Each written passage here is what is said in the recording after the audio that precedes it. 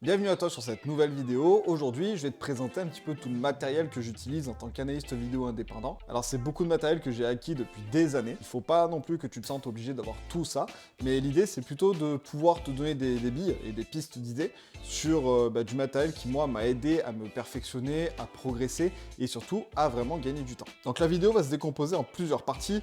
La première, ça va être tout ce qui est matériel de base. Ça va englober le PC, les différentes périphériques comme l'écran, la souris, etc. Et aussi tout ce qui est stockage. La deuxième partie, ça sera la partie caméra, donc on retrouvera les caméras spécifiques, vraiment liées à l'activité football, et des caméras un peu plus grand public, mais qu'on peut aussi utiliser.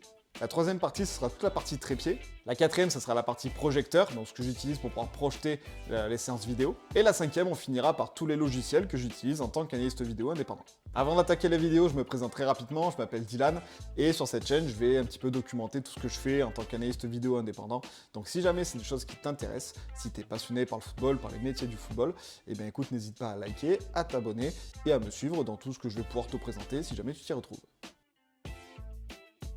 On démarre avec le matériel de base et avec mon petit bébé, mon PC portable. C'est un PC gamer, c'est un HP Omen 17 qui vraiment là pour le coup me suit de partout. Alors un petit peu encombrant parce que ouais, c'est un 17 pouces, mais par contre avec je fais vraiment tout. Perso, je trouve que c'est une machine de guerre. J'ai un processeur i7, carte graphique Nvidia, une 3070. Donc vraiment pour le coup en termes de graphisme, je suis au top. Je peux faire tourner tous mes logiciels de montage vidéo sans problème. Un SSD d'1 Tera, donc ça pour le stockage, pour mettre tous les logiciels dessus, c'est vraiment le top. Et surtout la RAM, j'ai 32 Go de RAM, donc deux barrettes de 16 Go. Donc ça pareil, là je veux dire, je peux faire du multitâche dans tous les sens, moi qui en fais beaucoup, qui aime bien ouvrir plusieurs logiciels, plusieurs fenêtres en même temps, etc. C'est vraiment le top, j'ai jamais été embêté. En termes de connectique, on va retrouver 3 ports USB, donc ce qui est quand même pas mal si on veut mettre du stockage, si on veut mettre des disques durs externes, etc. Une sortie HDMI, une prise Thunderbolt qui moi perso est vraiment importante, un port Ethernet si jamais tu veux être en filaire, un emplacement de carte SD qui pareil est pour moi hyper important, et un port mini display que moi j'utilise pas du tout par contre.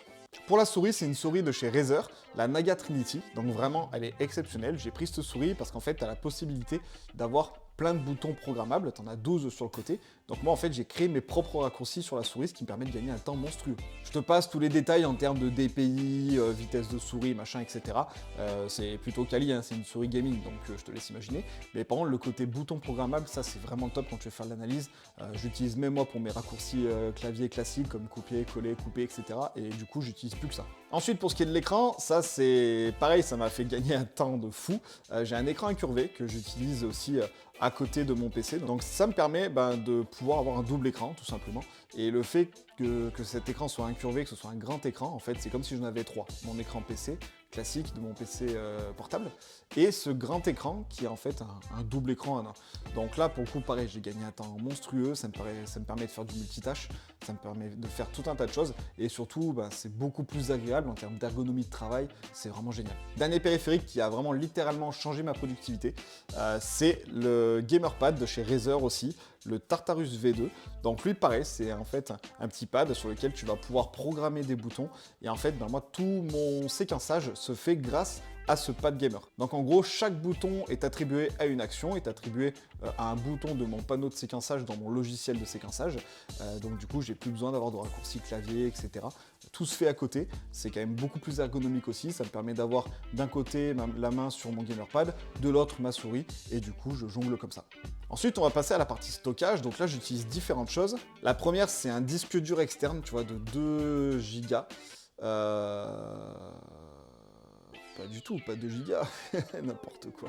La première, ça va être un disque dur de 2 Tera, disque dur classique, hein, pour te dire, lui, pour le coup, je l'ai depuis des années. C'est un Maxtor. J'ai regardé, il ne le commercialise plus. Donc voilà, donc franchement, quali, très très quali. Mais je me suis rendu compte que j'avais peut-être un peu peur de perdre les données. Donc j'ai investi dans une deuxième solution de stockage. J'ai pris un SSD externe, donc tu vois, un SanDisk classique. Pareil, 2 Tera, donc ça me permet d'avoir quand même 4 Tera en plus de stockage entre mon disque dur externe et mon SSD externe. Pourquoi un SSD ? Parce que j'ai vu que c'était un peu plus sûr, il y a quand même un petit peu moins de risque de perdre les données, etc. Et puis en termes de transport, hein, franchement, ça pèse que dalle, c'est tout petit. Il y a la petite housse de transport avec, donc franchement, vraiment cool. Et enfin, pour finir, des micro SD, voilà ici, donc tu vois, ça j'en ai 4 ou 5, je sais même plus combien j'en ai exactement. 128 Go. L'idée, pareil, c'est de pouvoir surtout les utiliser avec les les différentes solutions que j'ai pour pouvoir filmer dans les différentes caméras que j'ai. Et surtout, jamais manquer de stockage. Parce qu'au final, si tu filmes une séance et que tu es en rate de stockage, en rate de batterie, on va dire c'est pas très grave, tu as toujours tendance à avoir une batterie en plus.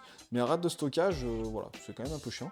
Donc du coup, voilà, j'en ai 4 ou 5 des cartes comme ça. Ça varie, 128 Go, 64, ça dépend. Mais l'idée, c'est quand même d'avoir un stockage assez important pour jamais manquer de stockage quand tu vas filmer. Et pour finir, parce que je voulais vraiment me créer un petit setup de travail, on va dire, j'ai une station d'accueil de chez Belkin qui s'appelle la Belkin USB-C 14 ports, il me semble, station d'accueil. Donc en fait, c'est une station sur laquelle j'ai branché tous mes périphériques, ce qui me permet d'avoir tous les ports de mon PC libres si jamais je veux rajouter des choses. Et surtout que tout se connecte automatiquement. Donc j'ai mon PC qui est connecté direct, j'ai tous mes supports de stockage qui sont connectés directement, donc mes 2 disques durs. J'ai aussi tous mes périphériques, donc ma souris, mon clavier, etc. Mon gamerpad aussi. Donc voilà, l'idée c'était d'avoir tout au même endroit. Et tout à l'heure, je te parlais de la prise Thunderbolt qui était hyper importante pour moi sur mon PC. Parce que justement, ça permet de brancher la station d'accueil sur mon PC avec la prise Thunderbolt et de ne pas tirer sur la batterie. J'ai fait l'erreur sur mon ancien PC, justement, où j'ai branché la prise à un port USB type C classique et j'ai complètement grillé mon PC, tout simplement. Donc ça, voilà, il faut y faire très attention. Il faut se renseigner un petit peu avant. Du coup, ce que je vais faire, c'est que je vais te mettre tous les liens aussi de mon matériel que j'utilise en description. Alors, il n'y a rien d'affilié ni quoi que ce soit. C'est surtout pour que toi, tu puisses aller chercher plus rapidement les choses si jamais ça t'intéresse, si tu veux comparer, si tu veux vérifier, si jamais tu as envie de te les procurer. Voilà, en tout cas, tout ce qui existera encore, je te mettrai tous les liens et tu pourras aller gratter par toi-même. On passe à la deuxième partie où je vais te présenter toutes les caméras que j'utilise. Dans un premier temps, on va parler des caméras spécifiques. Donc j'en ai deux, j'ai les deux VO, tu vois, voilà. J'ai la VO1 ici, la VO2 ici. Je vais pas forcément rentrer dans les détails parce que j'ai déjà fait une vidéo au sujet de la VO2 où je la présente entièrement, savoir comment est-ce qu'elle fonctionne, etc. Donc si jamais tu veux regarder, si ça t'intéresse, je te la mets juste ici en petite fiche, tu as juste à cliquer pour aller voir la vidéo. Très honnêtement, la VO1, je l'utilise plus du tout, très honnêtement. Aujourd'hui, elle est là. Il faudrait peut-être que je pense à la revendre d'ailleurs. Je vais voir. Par contre, la VO2, c'est celle que j'utilise tous les week-ends pour la filmer mes matchs, etc. Donc, différence entre les deux, pareil. Je te laisse aller voir la petite vidéo si jamais ça t'intéresse. Ensuite, j'utilise des caméras un peu plus grand public et c'est surtout comme ça que j'ai démarré la NES vidéo. Donc, je te présente la GoPro Hero 7 Black qui est tout simplement la première GoPro, la première caméra que j'ai utilisée pour démarrer l'analyse vidéo. Donc en fait, je l'utilisais uniquement pour filmer mes séances gardien de but et vraiment être sur l'aspect technique pur et dur. Et j'ai travaillé avec ça pendant plusieurs années, pendant 2-3 ans, avant de passer à la GoPro Max, qui est pour moi le meilleur investissement que j'ai pu faire. Alors je passe les VO, qui bien sûr dans le côté pur analyste et sur pur métier, oui, c'est clairement un super investissement, on est d'accord, il est même obligatoire. Mais par contre, ça, c'est la caméra que j'utilise le plus, même plus que VO. Pourquoi ? Parce que tout simplement, je peux très rapidement ressortir mes rushs, je peux les utiliser directement le soir même. Et comme j'ai un point de vue à 180 degrés, ça me permet de voir toute une moitié de terrain. Alors oui, je vois pas tout ce qui se passe sur l'autre moitié du terrain, sur tout le terrain, c'est vrai. Mais moi, dans mon cas, comme je suis très axé sur l'analyse aussi de mes gardiens et de mes gardiennes en match, dès que je pose ça derrière la cage, j'ai vraiment tout le demi-terrain. Et ça me permet d'avoir un grand point de vue. Je ferai une vidéo dédiée à comment j'utilise cette caméra, comment est-ce que j'ai démarré aussi avec cette caméra. Si jamais ça t'intéresse, n'hésite pas à le mettre en commentaire. La dernière caméra que j'utilise, c'est un drone. Donc tu vois, c'est le DJI Mavic Mini, donc c'est le tout premier du nom. Il commence à dater un petit peu. Alors attention sur les drones, parce que tout est réglementé, on peut pas faire n'importe quoi. Alors pourquoi est-ce que j'ai pris un Mini ? Tout simplement parce que c'est le seul avec lequel on n'est pas trop embêté sur la législation, entre guillemets. Il faut quand même faire attention, t'as pas à survoler des personnes, etc. C'est très réglementé. Mais voilà, c'était celui avec lequel on est moins embêté. Donc voilà, je le sors, je t'avoue, très rarement. De temps en temps en séance, mais je me mets bien sur le côté, je survole pas les joueurs. Et c'est vrai que d'un point de vue tactique, sur la vision qu'on peut avoir, c'est quand même hyper intéressant. Donc moi je recommande, c'est toujours bien d'en avoir un, notamment en début de saison, on l'utilisait beaucoup. Voilà, donc c'est toujours cool et ça a toujours son petit effet. On passe à la troisième partie, qui est la partie trépied, ça va aller très très vite. Donc j'ai un premier trépied avec lequel j'ai commencé, qui est le support sur lequel j'ai posé ma caméra là pour filmer cette vidéo. C'est un Manfrotto Action Kit, qui est vraiment top. Moi je l'ai depuis 5 ans maintenant, et il fait le taf, hein, il est toujours là, robuste, costaud. Alors, prise au vent, attention, il a tendance à tomber, mais par contre, pour poser une GoPro, pour poser un appareil photo, pour poser n'importe quoi, c'est vraiment l'idéal. Donc quand tu veux filmer à hauteur d'homme, c'est vraiment top. Et ensuite, j'ai mon trépied spécifique que j'ai eu avec la caméra VO, qui est un trépied Manfrotto aussi, qui monte à 7 mètres, qui, pareil, pour moi, est l'achat essentiel qu'il faut avoir à tout prix. Pourquoi? Parce que j'utilise avec ma caméra VO et je l'utilise avec ma GoPro aussi Max. Donc en fait, avec VO, tout simplement, je mets le trépied à côté du stade, à côté du terrain, et je la monte, et je mets VO dessus, et ça filme automatiquement. Et avec ma GoPro Max, quand je veux filmer mes gardiennes, ou je veux filmer par exemple les ressorties de balles, ou je veux filmer l'aspect défensif, et je mets mon trépied derrière la cage, je monte à 7 mètres, je mets ma GoPro Max qui me filme à 180 degrés, et je vois tout. Donc voilà, pour moi aujourd'hui, franchement, ce trépied 7 mètres, c'est vraiment top. Le combo trépied 7 mètres plus GoPro Max que je sors tout le temps à l'entraînement, que je sors le plus souvent à l'entraînement, pour moi, achat indispensable. Quatrième partie, ce qui va me permettre de projeter un petit peu ou de présenter les différentes analyses à mes joueurs, à mes joueuses ou au groupe, et tout simplement, tu as deux possibilités. Une télé, donc bon, je te la présente pas, mais voilà, on faisait un petit peu comme ça l'année dernière, où en gros, on se baladait avec une télé dans le coffre et on la branchait, on mettait ça dans le vestiaire, etc. Suite à cette saison, on a beaucoup utilisé la vidéo, et notre groupe de senior filles, donc les filles, nous ont fait un joli petit cadeau avec le coach principal et nous ont offert un projecteur, le Xiaomi Mi Smart, qui est vraiment génial. Donc pour le coup, je l'ai pas là, je peux pas te le présenter parce qu'on est en garde alternée avec le coach. Je l'utilise pour pouvoir projeter. Il y a une super qualité, il coûte un peu cher, mais honnêtement, voilà, une fois que tu l'as, je pense que c'est un investissement qui peut être hyper intéressant à faire. Et pour finir, je vais te parler des différents logiciels que j'utilise. Donc là, un peu comme pour les caméras, tu as des logiciels spécifiques et d'autres qui sont un peu plus grand public. Dans les logiciels spécifiques, il y a pour commencer la plateforme Wisecout qui me permet, moi, d'aller rechercher des rushs de différents championnats, d'aller chercher différentes vidéos pour ma culture personnelle, pour aussi pouvoir présenter des montages de ce qu'on recherche, de ce que je veux, etc., de ce qui m'intéresse. Voilà, donc ça, c'est vraiment cool. Tu as accès à 50 minutes, 1 heure de vidéo en téléchargement et en visionnage, sachant que les clips sont déjà découpés, donc ça te fait quand même par mois, pardon. Donc ça te fait quand même pas mal de temps, tu peux en visionner pas mal. Et tu as accès à toutes les datas, des matchs, des joueurs, des compétitions, etc. C'est ce que j'ai utilisé moi pour créer mon petit e-book sur les datas de la Coupe du Monde. Pareil que je te mets en description si jamais tu veux te le procurer, qui est gratuit. Donc si jamais les datas c'est quelque chose qui t'intéresse, n'hésite pas à aller le télécharger. Ensuite, le logiciel professionnel que j'utilise pour le séquençage, c'est Dartfish. Donc, pourquoi Dartfish? Tout simplement parce que c'est ce qui me paraît le plus intéressant en termes de rapport qualité-prix. C'est une solution qui te permet de séquencer et de faire de l'analyse derrière de tes matchs. Donc vraiment, c'est un outil qui, pareil, te transforme ton métier.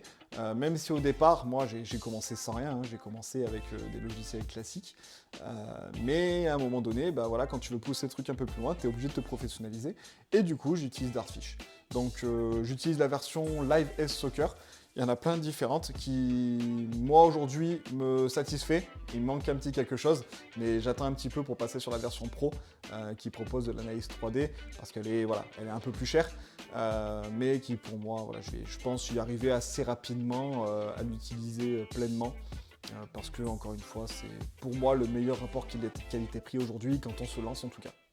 Ensuite, j'utilise un logiciel de montage vidéo quand je veux aller peut-être un peu plus loin dans la présentation, etc. Même si ça, je t'avoue que je le fais de moins en moins parce que je pars du principe qu'il faut aller au plus simple et au plus rapide. Mais ça m'arrive quand même de temps en temps de faire des petits montages assez un peu plus sympas, on va dire. Donc pour ça, j'utilise DaVinci Resolve, tout simplement, voilà, qui, pareil, pour moi, le meilleur rapport qualité-prix. Tu le payes une fois et terminé. C'est pas un abonnement, c'est pas machin. C'est un truc qui est hyper complet. Qui vraiment fait le taf, un peu complexe au départ j'avoue, mais qui pour le coup une fois que tu maîtrises est vraiment top. Pour ce qui est un peu plus grand public et classique, donc j'utilise la suite Office, j'utilise PowerPoint beaucoup, qui me permet aussi potentiellement de faire un petit peu des présentations, même si pour ça j'ai une autre alternative que je te présenterai ensuite. Excel, alors moi Excel par contre pour le coup j'utilise tout le temps. Tous mes rapports statistiques, data, etc. je les fais sur Excel. Quand je suis motivé et quand j'arrive à me pencher dessus, j'utilise aussi Power BI, donc qui est Alors, il y a deux écoles. Il y a certains qui vont te dire que c'est hyper complexe, d'autres qui vont te dire que c'est hyper simple. Il faut simplement se pencher dessus. Quand tu l'ouvres, ça fait flipper sa mère. Mais par contre, une fois que tu as gratté un petit peu, c'est vrai que voilà, il y a des choses... ça fait pas aussi peur que ce que ça y paraît. C'est pas aussi complexe que ce que ça en paraît. Il existe plein de tutos sur YouTube, etc. gratuits. Donc, faut pas hésiter à les voir. Mais par contre, Power BI, en termes d'automatisation et en termes de gestion des données, en termes de rapport, etc., c'est vraiment génial. Donc voilà, honnêtement, moi je l'utilise peu, par un petit peu peur, parce que j'ai une mauvaise expérience avec, parce que j'utilisais mal. Mais c'est quelque chose que j'ai prévu de faire, me reformer dessus, pour pouvoir l'utiliser à nouveau plus tard et de manière beaucoup plus poussée. Et enfin, j'utilise Canva, qui me permet de faire des petites présentations, qui me permet de balancer un petit peu du visuel autour des vidéos, ce genre de choses. Si je veux faire par exemple du schéma, tout simplement, j'ai tendance à utiliser Canva. On arrive à la fin de cette vidéo, je t'ai présenté tout le matériel que j'utilise en tant qu'analyste vidéo indépendant. Alors bien sûr, je me répète, c'est une vidéo que j'ai accumulée au fur et à mesure des années, au fur et à mesure de mes besoins. J'ai démarré avec des choses très simples et très basiques. Très rapidement, et le premier achat que j'ai fait, c'est un PC portable, un PC gamer, que j'ai changé, du coup, à nouveau ensuite. Mais pas la pression à devoir tout avoir tout de suite, c'est faux, c'est pas vrai. Tu peux faire très facilement plein de choses avec tout un tas d'outils, ou sans outils d'ailleurs aussi. Si jamais d'ailleurs tu as envie d'en savoir un peu plus là-dessus, je te propose une masterclass complètement offerte sur comment réaliser de l'analyse vidéo de A à Z avec des outils tout simplement gratuits. Donc je te mets le lien en description aussi, ce sera le tout premier lien. Et si jamais l'analyse vidéo est quelque chose qui t'intéresse, eh bien j'ai créé une formation complète sur comment devenir analyste vidéo, comment devenir un expert dans l'analyse du jeu. Je te laisse regarder le deuxième lien. Je dispense toute une formation complète qui va te permettre de pouvoir approfondir tes connaissances, découvrir ce métier et surtout te donner un maximum de chances de pouvoir vivre de ta passion. Encore une fois, si cette vidéo t'a plu, n'hésite pas à mettre un petit commentaire, à mettre un petit like et surtout à t'abonner à la chaîne, à me suivre. Et surtout, n'hésite pas à me poser toutes les questions que tu veux. Encore une fois, si tu as des questions sur les différents matériels que je t'ai présentés aujourd'hui, j'y répondrai avec grand plaisir. Et je te dis à bientôt pour une nouvelle vidéo. Ciao, ciao!